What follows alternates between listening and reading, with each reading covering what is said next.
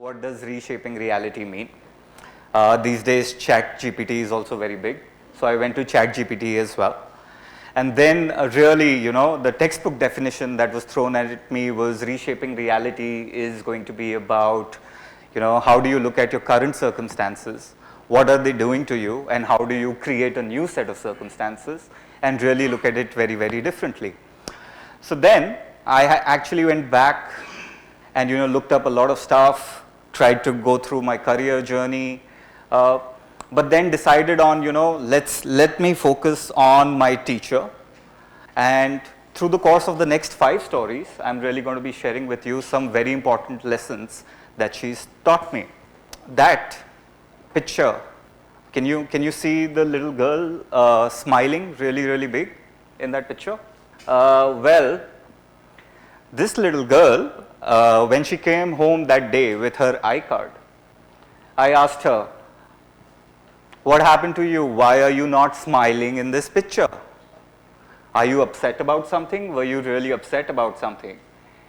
And she's like, don't look at me on the outside. I'm very, very, very happy on the inside. I'm really smiling on the inside. And I was like, are you sure? Because here's another one that we got done, right? And even in this one, you're not really smiling. So what's up with you? And she's like, don't worry about me. I'm always very happy. It's just that I don't like to get pictures clicked. And that was her rationale for that, scowl on her face. But then when she actually made this point about, being happy on the inside, and she stood by her guns. And she was being extremely authentic. And I have known moments when she's fallen down and she's cried and howled. And we have fights every day, and she's really fierce in her expression as well. So she's truly authentic when she's engaging with me. She's truly authentic when she's, engaging with the environment around her. And at the same time, she's not afraid to express her vulnerability. Okay? So that was, one big lesson that I learned from her. And that lesson was about being authentic and being vulnerable and being true to yourself. Now here's another picture, and this one's slightly more interesting. This is a picture of bookshelves that we pulled down from the wall in her room and kept on the floor next to her wardrobe. And we were discussing with the carpenter, how do we use this? Let's, make this into a book rack, and so on and so forth. And then my wife, she's talking to the carpenter about, iska kuch karte hain. Thodi aur jagah chahiye. As you can see, women can never have enough shoes, right? And we ran out of space here. And this is where she immediately runs into the room, and as a toddler, as a 5-year-old, she comes in and she picks a fight with her mother and says, please ask Bhaiya not to touch my shoe rack. If we want more space, we will make sure, or I will make sure I will do it. Bhaiya se kaho, hame unki help ki zarurat nahi hai. Ask him to go, or take him to some other room and get some other work done, but not my shoe rack, is what she came up with. Again, she was extremely, resilient. She fought through. She made sure that her mom agreed to her point of view in that moment. And the next minute, she calls out to Papa and she says, can you come in and can you help me? I have a project that we need to work together on. Okay? Now this is where I lifted up, and I'm drawing your attention to the picture on the right. We picked up the bookshelves. We just flipped them over. And she extracted 50% more space. This is the business guy in me talking, right? 50% more space. This is what she was able to extract. And it was a simple exercise. There was free labor on hand to actually do the work for her. But she made sure that in the first instance, she persevered and she was relentless, and she convinced her mother to not touch her, shoe rack. And the second one was, she was thinking very, very flexibly, and she was being extremely agile and extremely adaptable to the circumstances around her. Now this is a series of artwork that she's actually, we have this space on a refrigerator, and this is a picture of, the artwork that she's made and put on that refrigerator. And when you look at it, right, this is her being really authentic, her going out and observing the world, coming back and drawing it up. In her world, in her universe, fishes are meant to be with the stars. And fishes are meant to be multicolored, and fishes from water to the stars are going to be super excited about being able to be with the stars. They might be slightly scared about the height factor, but otherwise, the excitement of just being with the stars is going to overcome everything else. On another picture, there's this cloud and a multicolored cloud. In her mind, clouds are not supposed to be just white or gray or dark gray. They should be multicolored. And she's been consistently doing that. She goes out, she captures something, she'll observe something, and she'll come back and she'll really just give it her own twist. So she's internalizing stuff. She's trying to, figure things out in the best manner that she wants to really figure it out. And she's applying her creativity around it. And she's really, giving it a whole new perspective. That's where it's coming from. Now, that's one part of the story. The second part of the story was, me and my wife, we're talking, and she has a friend who's exactly the same age as her, maybe, 10, 15 days apart. And we just casually in a conversation at home said, he can read. And her response to that one was, and I can color and paint and make art. I am not reading because I choose not to read. I will read at some point in time when I want to, but right now I want to concentrate my energies on making beautiful art. That was the day we stopped talking about reading and we only focus on art. Okay. Now here's the next one. Here's the next story. So this is from October 2022. My mom, she passed away. She was battling cancer for over 2.5 years. And during her last few days, we were at the hospital with her, by her bedside. And then, we lost her. And after all the rituals and everything else that happened, it was just close family at home. Okay. And she's sitting with us and she's suddenly asked this question, where is Dadi? Why is she alone at the hospital? Why have we left her alone at the hospital? This was her question. And this is where, it was like, how do I tell her Dadi is no more? But that's exactly how I told her. Dadi is no more. And her immediate response to that was, Papa, how can people be no more? There's water in this glass, I will drink it, and the water is no more. Water is a thing, it can actually be no more. But people can't be no more, they probably just go somewhere else. And this was so profound for me. Death is possibly one of the most difficult things for us to deal with and to come to terms with as adults. Here was this little girl who probably said, and something that every priest will tell you,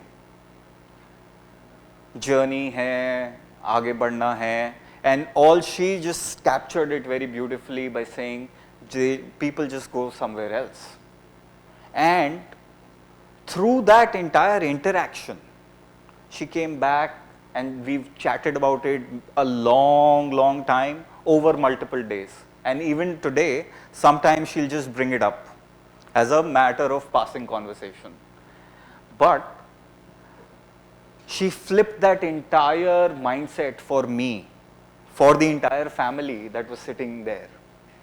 That, you know, you can come to terms with death of a loved one by just flipping that entire perspective around, and just by asking the right questions, by just making sure that you're being very, very curious about stuff, and you're just being very exploratory about stuff, and you're really just open to a whole new perspective when it comes to dealing with a subject as difficult and as hard as death. Okay. Now, moving on. This is the next one. Okay. So this is another shot of our refrigerator, right? As you can see, we have a very colorful and a very lively refrigerator. So the blue and the pink post-its that you see there, okay, we as a family refer to them as love notes. Okay. We are in this habit of giving each other love notes. Every morning when my daughter is going to school, on her meal box, there'll be a love note that would be placed by my wife or by myself. And remember, she can't read. So she'll carry that to her school, and her teacher will read it to her every day without fail. And if there's a note that she really likes, that is the note that she will ask her akka in school to place it back in her bag, and she'll bring it back home, and that note gets placed on the refrigerator because she really liked what she had heard. Now about 2 weeks ago, she figured out that she started connecting letters and she started writing stuff. So the first love note that she wrote was, "I love you, Mama." And then she, broke into this line by saying, "The rest of it is too difficult for me to write. I can't write it just yet, so I'll say it." And then she's like, "I love you, Mama, because you are you and always be you." Okay. And that again was such an eye-opener. It was so, heartwarming for us. Our hearts in a way just melted. But just the fact that here's this 5-year-old who's telling us, always be you. You don't have to be anybody else, just be you, and you're good enough for me, and that's all that matters. And that's what she was saying to us. And this is where, on that same morning, her school bus will arrive at about 7 a.m. and we're getting ready. Everything in the house is like, okay, breakfast packed, get dressed, need to run to the bus stop to catch that bus. And suddenly she noticed that there's a hot cup of tea for her mom, and if her mom is now going to take her to the bus stop, by the time the mom gets back, the tea is going to get cold and she'll not enjoy it. So what does she tell her mom? She's like, "Don't worry, let's wait. You finish your cup of tea. If the bus calls, we'll ask them to wait. The bus will not leave without me. Don't worry, I'm an important person at school. Okay, the bus is not going to leave without me." And she's like, "Even if the bus leaves, Papa is always there. He'll drive me to school." I'm like, "यार, कभी book shelves को शू racks में बदलवा रहे हो, कभी driver बनाया हुआ है." But again, her core message to us was, just slow down. Enjoy your cup of tea. Enjoy it while it's hot. Don't let it go cold. And this is where, on the same morning, we actually got 2 life lessons from her. About being you and about slowing down. Now, these were some of the key lessons that I learned from, these 5 odd stories. And where do I apply them? How do I apply them? How do I really be playful? How do I really be creative at work? In the 4 years that I've been with my current company, we've gone ahead and we've reduced budgets every year by 20 to 30%. But the impact that we've actually been able to create has been much, much, much bigger. For somebody who's a student, who's possibly, you know, thinking about placements. I'll get a job that I really like, but it's not paying me enough. Or possibly, I'll get a job that's paying me enough, but I don't necessarily like the company. It could be, you know, a reverse problem there as well. How do I really make sure that, you know, beyond the templatized CVs and the resumes, how do I imbibe creativity into my job? How do I ensure that there is joy in what I'm doing? How do I connect with people in my everyday life and I come across as being truly authentic and truly vulnerable? And how do I really be me? How do I make sure that with the day-to-day, I'm not missing out on the forest for the trees? How am I keeping a broad perspective and how I'm not really rushing through life, one transaction to the next? How do I slow it down so that I can actually enjoy life? There's a lot of, you know, lot being said about work-life balance, work-life integration, focusing on, you know, compartmentalizing lives and so on and so forth, which are just transactional interactions that are happening there. So how do I make sure that every part of me is really going to come together in the most beautiful way? And these lessons are something that, you know, my 5-year-old, she's taught me, and it's a state of really being curious all the time. It's a state of always looking for new perspectives. It's a state of asking the most childlike, innocent questions. And you look at life with that lens of a 5-year-old, with the lens of a toddler, and I'm sure you're really going to be, you know, amazed. And I'm amazed every day because of what she's brought to my life, or what she's added to our family, so to say. Okay. This is the last bit of reality that actually got changed for me. You know, you may not realize it, but after a point in time, parents are known not by their own names, but by the names of their, you know, children. And these days, in every phone book, outside of my house, outside of my family, outside of my work, Nanidatta Madan's father. And she's a 5-year-old and she studies in UKG, and that's my new reality. Okay, and that's how it has been shaped. So that's time for me. Thank you very much. Thank you for your patience. Thank you for hearing me out.